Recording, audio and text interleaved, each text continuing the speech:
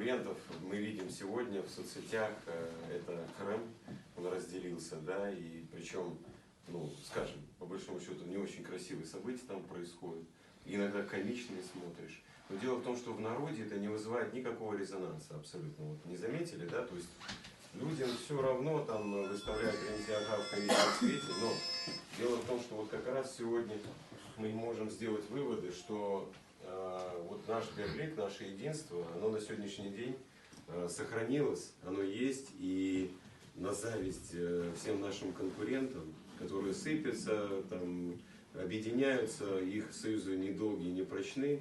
Вот, в отличие от них, конечно, мы идем ровной дорогой, уверенной, и делает это нам большое преимущество, потому что есть команда, на самом деле, команда сплоченных единомышленников, сплоченных ребят.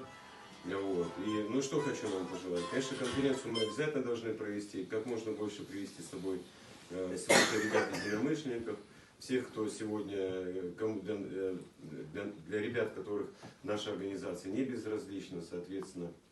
И как можно больше нам нужно набрать единомышленников уже непосредственно к тем выборам, которые будут к 2019 году, подойти максимально ответственно к ним. И я надеюсь, что у нас все получится. У нас очень большие шансы. И однозначно я уверен даже, что наши ребята будут и во власти, и во всех уровнях. И мы действительно как-то можем быть... Цель какая? Конечная цель этого всего?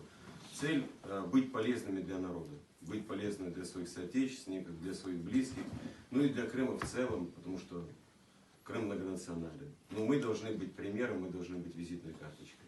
Так что всем успехов и удачи на этом пути. Yaxshi, G'aysin, marka chiqimiz, men birinchi